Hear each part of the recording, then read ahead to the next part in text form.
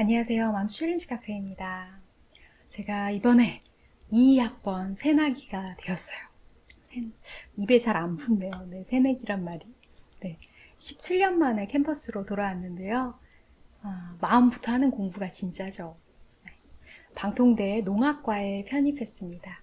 주변 지인들의 반응이 보통 농사 지으려고 하는 경우가 참 많았어요. 제가 1차 산업에 종사하려는 건 아니고요. 일단 배움 자체에 목적이 있어요. 아무래도 그동안 제가 읽은 책들의 영향이 컸던 것 같아요. 모든 것은 책으로부터 시작되었습니다. 기아와 빈곤에 관한 책, 환경도서, 채식에 관한 책들을 읽으면서 우리의 먹거리가 생산되는 과정을 좀 더 깊이 전문적으로 알고 싶었고요. 자연에도 사람에게도 해가 되지 않는 친환경 농법에 대해 배우고 싶은 마음이 점점 커지더라고요. 다른 한편으로 이 코로나 시대, 정말 지난하고 우울한 고립의 시대를 우리가 지나고 있잖아요. 그 와중에 제게 아주 크고 지속적인 위안이 되었던 게 부모님 농장이었어요. 왠지 모르게 코로나 이전보다 더 자주 가서 사과나무가 어떻게 변해가는지 그 과정을 지켜보는 것이 정말 놀랍고 즐겁더라고요. 돌아보면 농장이 단순히 먹거리를 생산하는 장소라는 의미를 뛰어넘어서 자연의 공간이 주는 치유 효과를 제 스스로 많이 누렸던 것 같아요. 그래서 어렴풋하게 이제 제가 꿈꾸게 된 것이 특히 아이들이 자연과 즐겁게 교감할 수 있는 농장을 언젠가 운영하고 싶다라는 생각을 갖게 되었는데요.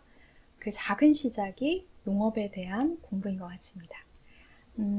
도서관에서 농업 관련된 책들을 훑어보다가 놀랍게도 제가 가진 이 모호한 꿈을 실현한 예를 책에서 만나볼 수 있었어요. 그렇게 도서관 서가에서 조우하게 된 책, 바로 오늘 소개해드릴 책은 돌봄과 복지가 농업과 만나는 네덜란드 케어팜의 가다입니다. 여러분 혹시 케어팜에 대해서 들어보신 적 있으신가요?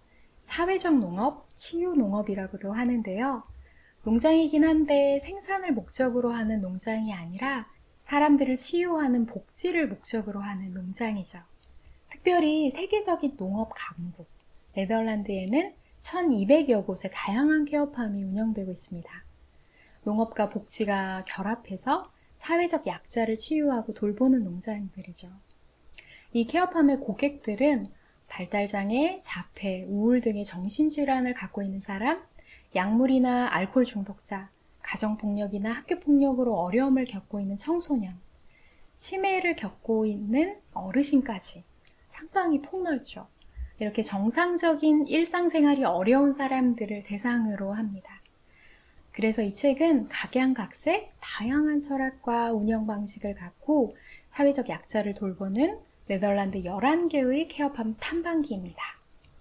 농업으로 어떻게 사람을 치료할 수 있을까 궁금하시잖아요. 그래서 이 시간에 케어팜의 몇 가지 특성을 설명해 드리면서 제게 인상 깊었던 케어팜 몇 곳을 소개해 드릴까 해요.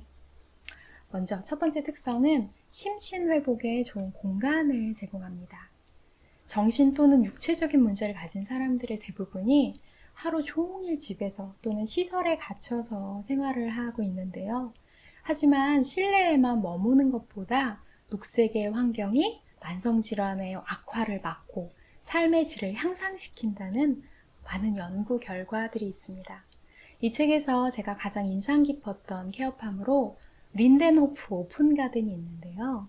이 농장의 관리자 사스키아 씨는 35년 동안 약물 중독자이자 딜러로 살아오다가 10년 전에 이 케어팜을 통해서 완전히 회복되고 이제는 환자가 아닌 농장의 관리자로 일하고 있습니다. 일반인보다 중독자들의 특성을 더 잘 알기 때문에 이곳에 최적화된 관리자가 될 수 있겠죠. 그녀는 이렇게 말합니다. 중독치료 클리닉에 있는 사람들은 오로지 병실에 갇혀 약 처방만 받고 인간적인 관심을 받지 못해요. 하지만 농장에 오면 시원한 바깥 바람을 쐬며 동물한테 조건 없는 사랑을 받을 수 있고 또 따뜻함을 느낄 수 있죠. 그러면서 정신적으로 성장하게 돼요. 우리에게 필요한 건 단지 그뿐입니다. 케어팜에 오지 않았으면 거리에서 살았을 사람들이 재활에 성공하고 뿐만 아니라 프리미엄 농산물을 생산하고 있다는 사실이 정말 놀라웠는데요. 농업인들에게는 노동력을 지원하고 중독인들에게는 재활, 그리고 소비자들에게는 질 좋은 식품을 맛볼 수 있는 그야말로 윈윈의 시스템인 거죠. 케어팜의 또 다른 효과로는 사회적 활동을 할 수 있다는 건데요. 한 예로 파라다이스 농장에서는 서로 보완할 수 있는 고객들이 함께 어울려서 일한다고 해요. 예를 들어 가벼운 발달장애인과 우울증이 있는 사람이 함께 일하면 우울증을 가진 사람은 발달장애인의 신체 활동을 도울 수 있고 발달장애가 있는 사람은 의욕도 없고 말도 없는 우울증 고객에게 즐겁게 이야기를 걸면서 서로 어울리는 과정을 통해서 각자의 증상이 호전된다고 합니다. 또 사람과의 관계뿐만 아니라 동물과의 관계성도 치료에 효과적인데요. 자폐증 환자에게는 말이나 개, 우울증 환자에게는 돼지나 닭, ADHD 증상에는 소를 돌보면 상당히 효과적이라고 합니다. 또 인상 깊었던 케어팜 중에 푸드포굿이라는 곳이 있는데요. 이 케어팜의 주제는 건강한 먹거리입니다. 장애인, 어르신, 난민, 실업자 등 참여객들이 자원봉사자들과 함께 60여 종의 채소와 과일을 기르고 함께 소비합니다.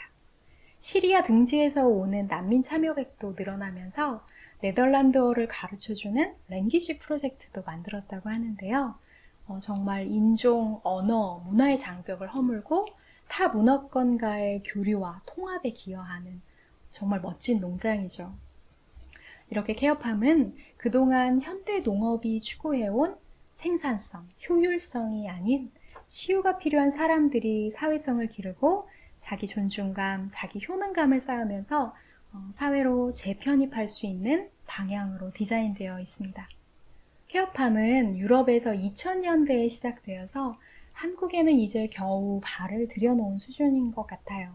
국내에 발간된 케어팜 책도 찾아보니까 아직 2권 정도밖에 없었던 것 같고요. 아무래도 정부의 지원이나 제도가 뒷받침되지 않고는 운영이 쉽지 않은 것 같습니다. 하지만 더 많은 사람들이 관심을 갖고 수요가 많아지면 정책적인 변화도 있으리라고 생각하고요. 그런 말이 있잖아요. 자연은 인간을 필요로 하지 않지만 인간은 자연을 필요로 한다. 우리에게 생존에 필요한 먹거리와 정서적인 치유까지 아낌없이 베풀어주는 자연에 대해 그동안 농업을 비롯한 각종 산업 분야에서 정말 오만하고 경박하게 인간의 권위를 휘두르다 보니 이렇게 심각한 기후 위기를 맞게 되었잖아요. 케어팜처럼 자연도 인간도 건강해지는 새롭고 창의적인 시도들이 국내에도 많이 도입되었으면 하는 생각이 듭니다. 저도 이 책을 읽으면서 농업과 더불어서 복지에 관한 공부도 좀 해봐야겠구나 하고 좀 방향성을 잡을 수 있는 기회가 되었고요. 네, 오늘 제가 준비한 이야기는 여기까지입니다. 좋은 책으로 다시 만나 뵙겠습니다. 시청해주셔서 감사합니다.